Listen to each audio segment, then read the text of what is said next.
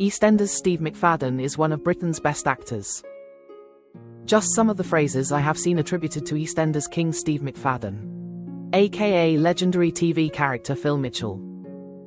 It's impossible to even question it.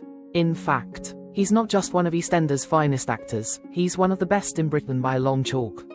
You don't have to have seen a single episode of EastEnders to know who Phil Mitchell is. Steve has always played menacing yet vulnerable, angry yet funny incredibly well. He is a well-deserved stalwart of the show, and Walford is unimaginable without him. It's never been in doubt already that he shatters the stereotypical scepticism and snobbery around soap actors. But recently, at the center of a depression and psychosis story for his alter ego, Steve has really shown what he is made of.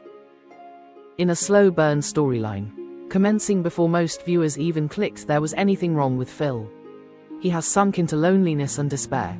He has cut himself off from family, fallen into hermit-like behavior, and found his house becoming messy.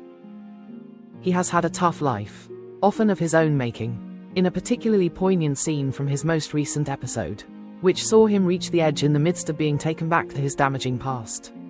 He was speaking to Jay about how his body refused to die. His talking fast and slurred, his words erratic, his refusal to look at Jay while talking, and his choked and tearful voice. Steve delivered Phil's desperate cry for help in an impeccable way. I, like many others, have been there. Steve, whether through personal knowledge or extensive research, captured that bleakness perfectly. Phil listed everything that should have killed him: alcoholism, violence, heart attacks, shootings, to name but a few, and still, he had been unable to die. With suicidal ideation, it was clear where Phil's mind was traveling. We have seen him make financial gestures amid a fluctuating mood, some classic signs of potential danger.